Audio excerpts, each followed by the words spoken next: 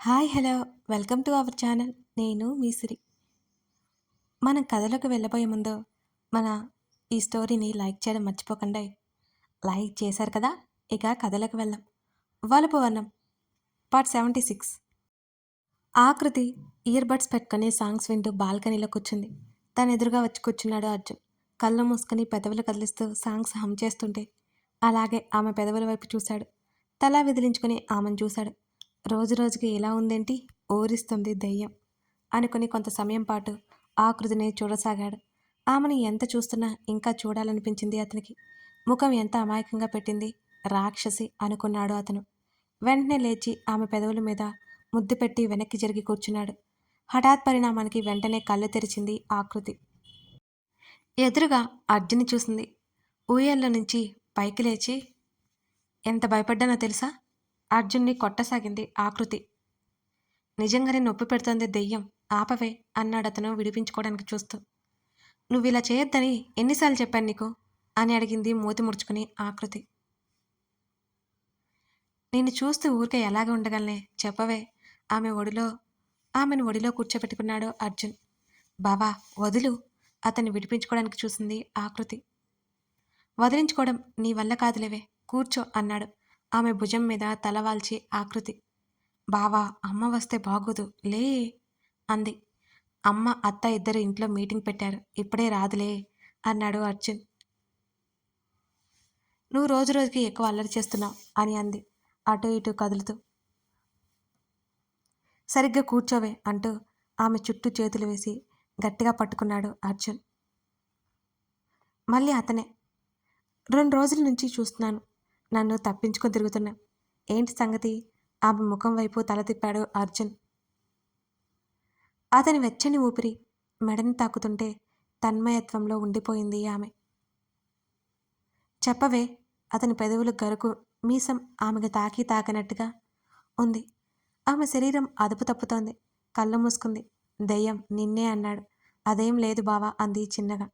ఇప్పుడు నిజం చెప్పు అన్నాడు అలాగే ఉండిపోయి.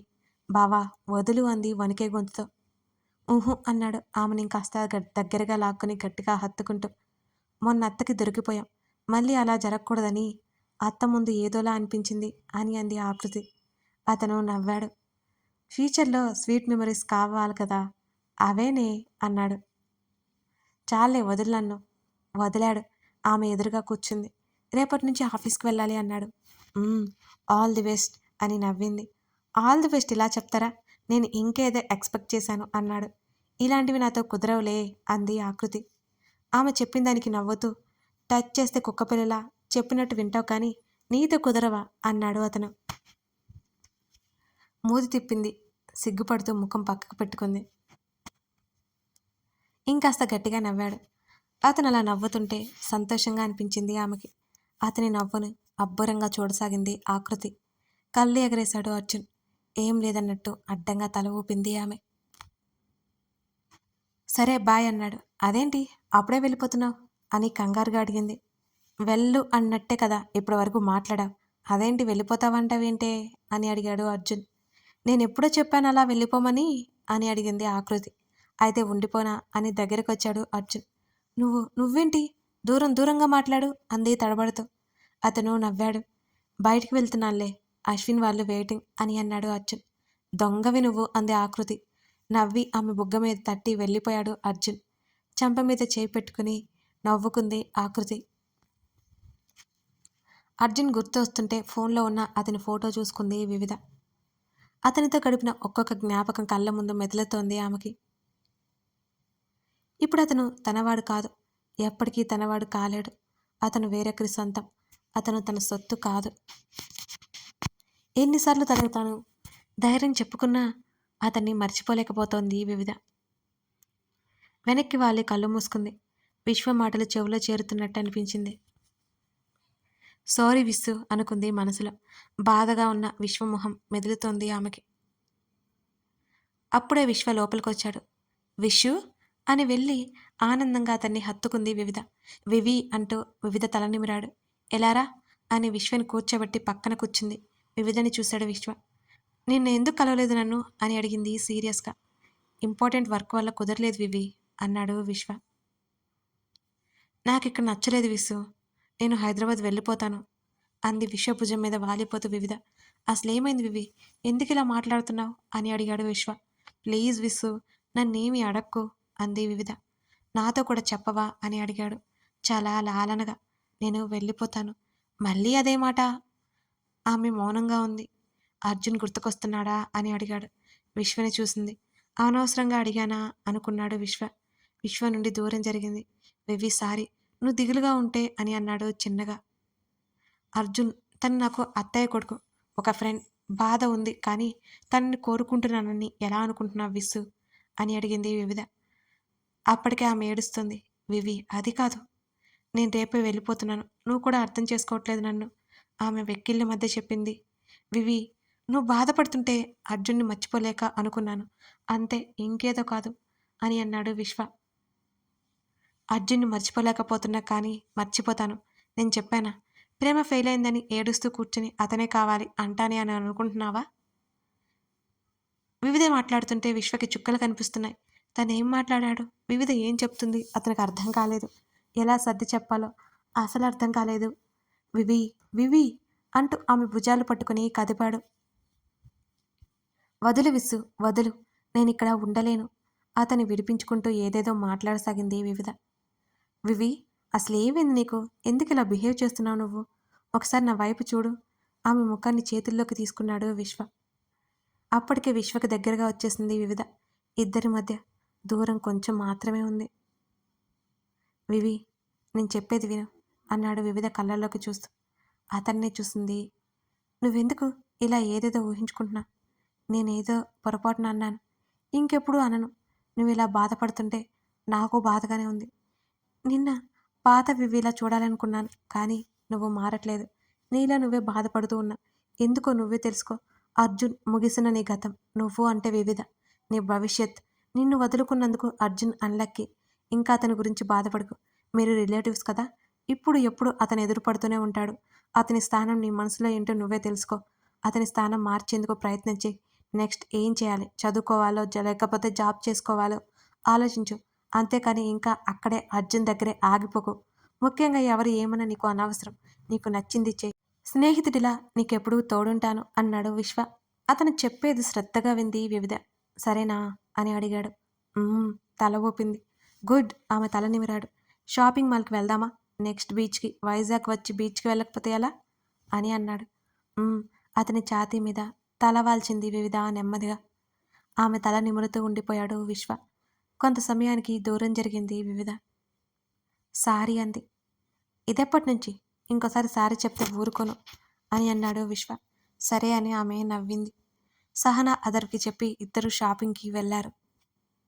విస్సు, అటు చూడు అని చూపించింది ఒక అమ్మాయిని వివిధ. ఎవరు ఇవి అని అడిగాడు విశ్వ. అతను కూడా తల తిప్పి చూశాడు. అక్కడ ఉన్న అమ్మాయిని చూసి తల పట్టుకున్నాడు విశ్వ. వివిధ నవ్వింది. అర్జున్ తన బర్త్డే రోజు తనకిచ్చిన చైన్ చేతులకు తీసుకుని బావ చేతులతో పెట్టించుకోవాలని ఇంటికి వచ్చాక అనుకుంది ఆకృతి. బావా, నువ్వు అల్లరోడివి అయిపోయా. అసలు నువ్వేనా? చాలా ఆశ్చర్యంగా ఉంది అని వాల్కి ఉన్న అర్జున్ పిక్ మీద చేత్తో తడిమింది ఆకృతి. డోర్ వైపు చూసి కాళ్ళెత్తి అర్జున్ ఫోటోకి ముద్దు పెట్టుకుంది. అది మోసం అన్నాడు లోపలికొస్తూ అర్జున్. ఆమె కంగారు పడిపోయింది. ఏంటి ఏంటి బావా అని అడిగింది చాలా అమాయకంగా ముఖం పెట్టి. బెడ్ మీద కొలబడి ఒక దొంగ అమ్మాయి నేను లేని టైంలో నా ఫోటోని కిస్ చేస్తోంది అని అన్నాడు అంతే అమాయకంగా చెప్తూ అర్జున్. దొరికిపోయాననుకుని ఒక కన్ను మూసి అర్జున్ని చూసింది ఆకృతి. కళ్ళెగరేశాడు. ఒక చిన్న నవ్వు నవ్వి అర్జున్ని చూస్తూ ఆమె చెప్తుంటే ఆ ముద్దేదో నాకు పెట్టొచ్చుగా, నా ఫోటోకి పెట్టకపోతే అన్నాడు అర్జున్.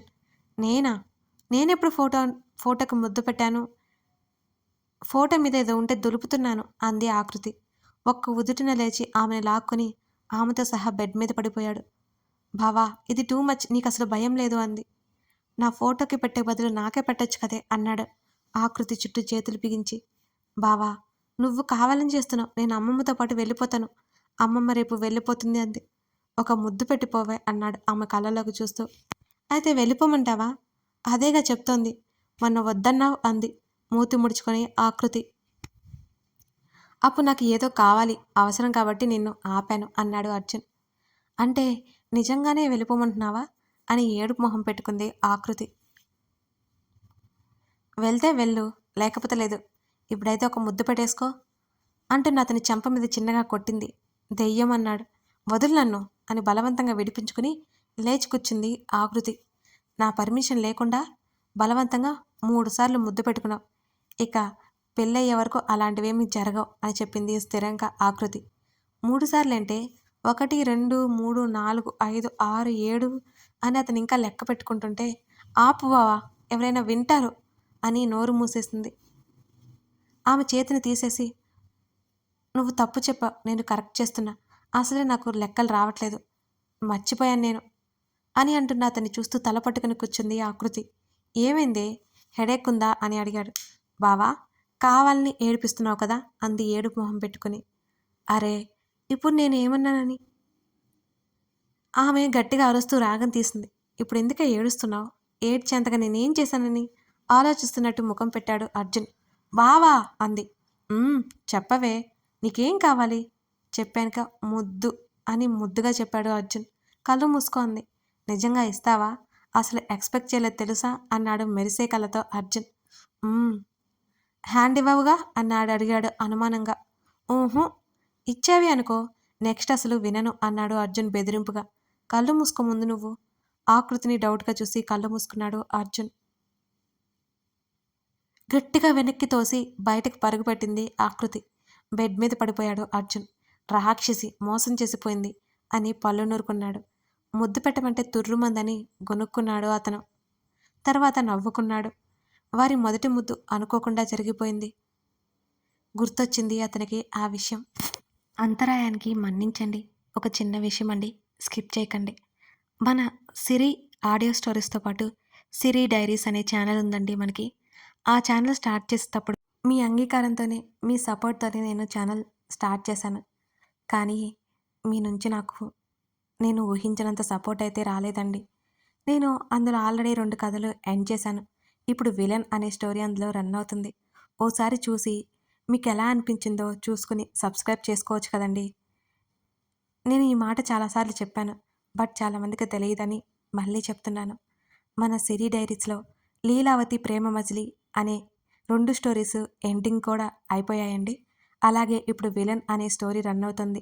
అందులో కూడా స్టోరీస్ చాలా బాగుంటాయి. ఒకసారి వెళ్ళి చూడండి. సబ్స్క్రైబ్ చేసుకుని సపోర్ట్ చేస్తారని నేను ఆశిస్తున్నాను. చేస్తారు కదూ. ఇవాళ మీ సపోర్ట్ నాకు కావాలండి. మీరు చూస్తాను నేను సబ్స్క్రైబ్ ఎంతమంది చేసుకున్నారో అనేది. మర్చిపోకుండా సిరీస్ డైరీస్ని సబ్స్క్రైబ్ చేసుకోండి. Thank you. ఇక కథలోకి వెళ్ళిపోదాం. ఆ అమ్మాయి నీరజలా ఉంది కదా అని అంది వివిధ. లాగా కాదు, నీరజే అన్నాడు విశ్వ దిగులుగా. అవునా, సరే పద కలుద్దాం. ఇప్పటికే కలిసి 3 ఏళ్ళైంది అది సంతోషంగా వివిధ. పద నీరసంగా కదిలాడు. నీరజ భుజం మీద చేయి వేసింది వివిధ. వెనక్కి తిరిగి చూసిన నీరజకి వివిధని చూసి పోల్చుకోవడానికి నిమిషం పాటు సమయం పట్టింది. వివిధ అని గట్టిగా అరుస్తూ వివిధని హత్తుకుంది. ఎలా ఉన్నావు అని అడిగింది నీరజని దూరం జరుపుతూ. బాగున్నాను, నువ్వెలా ఉన్నావు అంది నీరజ. ఏమైపోయావు ఇన్ని రోజులు అని అడిగింది వివిధ. అదా, అప్పుడు నాన్నకి బాగోలేదు, అందరం మా సొంతూరుకి వెళ్ళాల్సి వచ్చింది. ఎగ్జామ్స్ అప్పుడు వచ్చి వెళ్ళాను, కానీ మిమ్మల్ని కలవలేకపోయాను అని అంది నీరజ. ఇప్పుడు ఎలా ఉంది? ఇప్పుడంతా ఓకే, మళ్ళీ ఇక్కడికే వచ్చేసాం. నాది బీటెక్ అవ్వగానే జాబ్ కూడా వచ్చింది. క్యాంపస్ ఇంటర్వ్యూలో సెలెక్ట్ అయ్యాను. Full happies.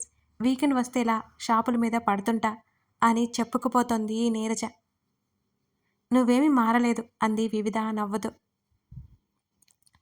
అనుకోకుండా పక్కకి చూసిన నీరజకి నీరసంగా ముఖం పెట్టుకుని విశ్వ కనిపించాడు. హాయ్ విశ్వ సార్, మీరు కూడా ఇక్కడే ఉన్నారా? అప్పుడెప్పుడో కనిపించారు, మళ్ళీ ఇప్పటికి కనిపించారు అని షేక్ హ్యాండ్ ఇవ్వడానికి అన్నట్టు చేతిని ముందుకు పెట్టింది నీరజ. విశ్వ తటపటాయిస్తూనే చెయ్యివ్వలేదు. విశ్వ చేతిని పట్టుకుని నీరజకి అందించింది వివిధ. వివిధ వైపు అసహనంగా చూశాడు విశ్వ. అవేమీ పట్టించుకోలేదు నీరజ. విశ్వ చేయి పట్టుకుని తెగ ఊపేస్తూ లొడలొడా మాట్లాడుతోంది. విశ్వకి తలనొప్పి మొదలైంది. బాయ్ చెప్పి వెళ్ళిపోయింది నీరజ ఎప్పటికో. తుఫాను వెలిసినట్టు ఉంది అని అన్నాడు విశ్వ. అదేంటి విసు, నువ్వు ఇంతకుముందు ఇలాగే ఉండేవాడివి, ఇప్పుడేమో నీరజ అంటున్నావు అని అంది వివిధ. వివి ప్లీజ్ అమ్మా, అప్పుడు ఏదో అలా గడిచిపోయింది అని అన్నాడు విశ్వ. వివిధ నవ్వింది అతని మాటలకి. ఫుడ్ కోర్ట్ వైపు కదిలారు ఇద్దరు. తినేసి మూవీకి వెళ్ళారు. ఆ రోజు సుమిత్ర ఊరెళ్తోంది. ట్రైన్లో వెళ్ళిపోతానులే నాన్న అని అంది శ్రీనివాస్తో. వద్దమ్మా, నువ్వు ఇబ్బంది పడతావు, డ్రైవర్ తీసుకెళ్తాడులే జాగ్రత్తగా అని అన్నాడు శ్రీనివాస్. నానమ్మ నేను రానా అని అడిగాడు అర్జున్. బావా, రేపటి నుంచి ఆఫీస్కి వెళ్ళాలి అన్నావు అంది ఆకృతి. మండే నుంచి అన్నాడు అర్జున్. కోపంగా చూసింది ఆకృతి. కళ్ళతోనే నవ్వాడు అర్జున్. వద్దు నాని, నువ్వు పనులు చూసుకో నాన్న అని అంది అర్జున్ చెంప మీద చేయి వేసి. ఈ 2 రోజుల తర్వాత ఎలాగూ పనులు చూసుకుంటానులే నానమ్మ, ఇంకో గంటలో బయలుదేరదాం అని అన్నాడు అర్జున్. బైక్ కీస్ తిప్పుతూ మెట్లెక్కి గదిలోకి వెళ్ళిపోయాడు అతను. కోపంగా చున్నీ చివర పట్టుకొని నలుపుతూ కూర్చుంది ఆకృతి. ఏమైందే, ముఖం అలా పెట్టావు అని అడిగింది సుమిత్ర. అందరూ తన వైపు చూడ్డంతో ఏం లేదమ్మమ్మ అని ఓ నవ్వు నవ్వింది నవ్వు రాకపోయినా. అర్జున్ 2 రోజుల వరకు కనిపించడంటే కష్టంగా ఉంది ఆమెకి. వెళ్ళి కడిగేద్దామంటే అందరూ హాల్లోనే ఉన్నారు. అర్జున్ మీద కోపం వస్తుంది. ఏం చేయలేక మౌనంగా ఉంది ఆకృతి. సుమిత్ర గదిలోకి వెళ్ళిపోయింది. హేమ, శ్రీనివాస్, విజయ ముగ్గురు అక్కడే ఉన్నారు. అమ్మా, నాకు ఆకలేస్తుంది అంది ఆకృతి. ఏం తింటావే చెప్పు చేస్తా అని అంది హేమ. ఏదో ఒకటి చెయ్యత్తా అంది ఆకృతి. అమ్మమ్మ కోసం డబ్బాలు రెడీ చేయాలి, తర్వాత చేస్తాలే అంది విజయ. వెళ్ళండి వెళ్ళండి అనుకుంది మనసులోనే ఆకృతి. ఫ్రిడ్జ్లో ఫ్రూట్స్ తినవే, తర్వాత చేస్తాను, కొంచెం పనుందే అంది హేమ. అత్త, మీరు వెళ్ళి పని చూసుకోండి, పర్లేదు అని ఫ్రిడ్జ్ దగ్గరికి వెళ్ళింది ఆకృతి. శ్రీనివాస్ ఫోన్ మాట్లాడుతూ బయటికి వెళ్ళిపోయాడు అక్కడి నుంచి. చాక్ తీసుకొని యాపిల్ తీసుకొని హాల్లోకి వచ్చింది ఆకృతి. ఎక్కడికి అంది విజయ. ఎక్కడికి లేదమ్మా అంది దిగులుగా సోఫాలో కూర్చుంటూ. హేమ, విజయ వాళ్ళ పనిలో వాళ్ళుండగా సైలెంట్గా మెట్లెక్కి పైకి పరిగెట్టింది. అర్జున్ రూమ్లోకి వెళ్ళి డోర్ లాక్ చేసింది. కథ కొనసాగుతోంది. సిరి డైరీస్ గురించి మర్చిపోకండి. అలాగే లైక్ చేసి కామెంట్ చేయండి. Thank you for watching this video. మరో ఎపిసోడ్తో మనం మళ్ళీ కలుద్దాం.